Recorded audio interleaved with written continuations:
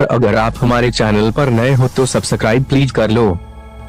मित्रों, आपने देखा है या महसूस किया होगा कि आपके आसपास धर्म कर्म या पूजा पाठ करने वाले लोगों की जिंदगी में खुशहाली उतनी नहीं होती जितने की दुष्ट या अधर्मी लोगों की होती है। और यह सब देखकर आपके मन में भी कभी ना कभी यह सवाल जरूर उठा होगा कि आखिर अच्छे लोगों के साथ बुरा क्यों होता है। परंतु आज के अधिकतर इंसानों इस रहस्य के बारे में नहीं जानते, जिसका सबसे बड़ा कारण है कि धर्म ग्रंथों को लिखे सही से पढ़ते नहीं या फिर उन पर लिखी हुई बातों पर वे विश्वास नहीं करते। आज की इस पोस्ट में हम जानेंगे कि अच्छे लोगों के साथ बुरा क्यों होता है, जिसका वर्णन भगवान श्री कृष्ण भगवत गीता में विस्तार से किया हुआ है। हिंदू धर्म ग्रंथों में भागवत गीता एक ऐसा धर्म ग्रंथ है जिनमें मनुष्य के मन में उठने वाले हर प्रश्न का उत्तर इस ग्रंथ में आपको मिल जाएगा।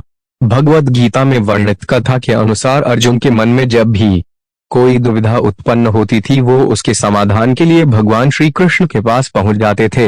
एक दिन की बात है, अर्जुन भगवान श्री कृष्ण के पास आए और बोले, हे वासुदेव, मुझे एक दुविधा ने घेर रखा है और इसका समाधान आप ही बता सकते हैं। तब श्री कृष्ण ने अर्जुन से कहा कि हे धनंजय, अपने मन की दुविधा विस्तार से बताओ, तब मैं उसका हल बताऊंगा।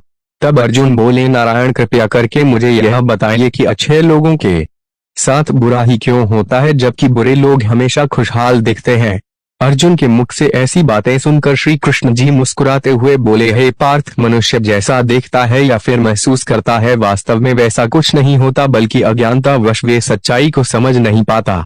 श्री कृष्ण की यह बातें सुनकर अर्जुन हैरान हो गए और बोले, हे नारायण, आप क्या कहना चाहते हैं, मेरी समझ में नहीं आया। अब श्री कृष्ण बोले, अब मैं तुम्हें एक कथा सुनाता हूँ जिसे जानने के बाद तुम समझ जाओ कि हर एक प्राणी के उसके कर्म के अनुसार ही फल मिलता है, अर्थात जो बुरा कर्म करता है उसे बुरा ही फल मिलता है और जो अच्छा कर्म करते हैं उन्हें अच्छा ही फल मिलता है, क्योंकि अच्छे कर्म और बुरे कर्म मनुष्य पर निर्भर करता है।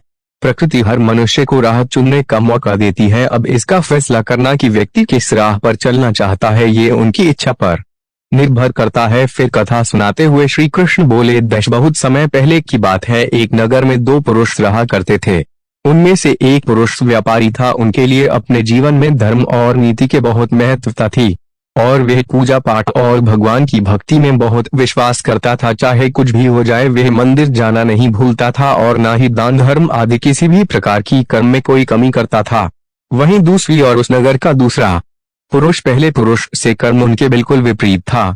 वह पुरुष प्रतिदिन मंदिर तो जाया करता था, लेकिन पूजा पाठ के उद्देश्य नहीं बल्कि मंदिर के बाहर से चपल एवं धन चुराने के उद्देश्य से मंदिर जाया करता था। उसे दान धर्म नीति आदि किसी से कुछ लेना देना नहीं था। इसी तरह समय बीता गया और एक दिन उस नगर में जोर से बारिश हुई, जिसकी वजह से उस दिन नगर के मंदिर में पंडित के अलावा और कोई नहीं था। यह बात जब दूसरे पुरुष को पता चली तो उसके मन में ख्याल आया कि अभी सही मौका है मंदिर के धन को चोरी करने के लिए, और वह बारिश में ही मंदिर पहुंच गया। और वो व्यक्ति मंदिर पहुंचकर उस पंडित की नजरों से बचकर मंदिर के सारे धन और जेवरात चुराकर वहां से निकल गया। उसी समय धर्म कर्म में विश्वास रखने वाला दूसरा पुरुष भी मंदिर पहुंचा और भगवान के दर्शन किए, परंतु दुर्भाग्य से मंदिर का पुजारी उस दूसरे पुरुष को ही चोर समझ बैठा और शोर मचाने लगा। शोर सुनकर मंदिर में भीड़ जमा हो गई और सभी लोग उस भले पुरुष को चोर समझ बैठे और उसे अपमानित करने लगे। यह देखकर वह भला व्यक्ति हैरान हो गया और उसे समझ नहीं आ रहा था कि उसके साथ क्या हो रहा है। फिर वह किसी तरह उन सब लोगों से बचकर और मंदिर से निकल गया और रास्ते से जाने लगा, लेकिन दुर्भाग्य ने उनका साथ वहां भी नहीं छोड़ा। रास्ते से जाते समय एक गाड़ी ने उस व्यक्ति को घायल कर दिया। फिर वह लंगड़ाते हुए वह पुरुष रास्ते से घर को जाने लगा। फिर रास्ते में जाते जाते उस व्यक्ति की मुलाकात वह दुष्ट व्यक्ति से हुई जो मंदिर से धन चोरी करके जा रहा था। वह दुष्ट व्यक्ति झूमता नाचता हुआ खुशी से जा रहा था और वह यह बोलता हुआ जा रहा था कि आज तो मेरी किस्मत ही चमक गई, एक साथ इतना सारा धन मिल गया। यह बातें उस भले आदमी ने सुन ली और उसे हैरानी हुई और क्रोधित होकर और घर जाकर उसने भगवान की सारी फोटो निकाल कर फेंक दी और भगवान से नाराज होते ही अपना जीवन व्यतीत करने लगा। जब समय बीतता चला गया, उसके बाद दोनों ही पुरुषों की मृत्यु हो गई और वे यमराज के पास पहुंचे।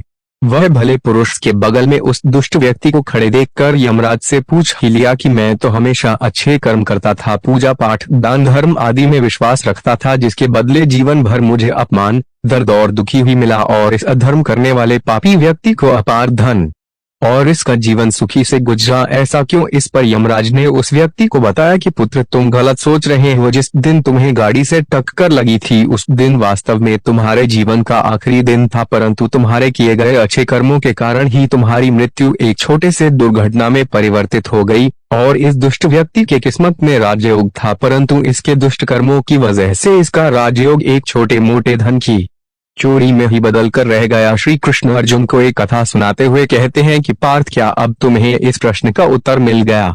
इंसानों को ऐसा सोचना कि भगवान उनके अच्छे कर्म को नजरअंदाज कर रहे हैं, यह बिल्कुल भी सत्य नहीं है। भगवान हमें क्या किस्मत में दे रहा है यह लोगों को समझ में नहीं आता, लेकिन अगर आप अच्छे कर्म करते तो भगवान की कृपा सदैव आप पर बनी रहती है। इसलिए मनुष्य को चाहिए कि वह जीवन में अपने अच्छे कर्म करते हैं। भगवान श्री कृष्ण गीता में भी बताया है कि किसी के द्वारा किया गया कर्म बेकार कभी नहीं जाता, भले ही कर्म अच्छा हो या बुरा। तो मित्रों, आशा करता हूँ कि आपको यह हमारी वीडियो अच्छी लगी हो तो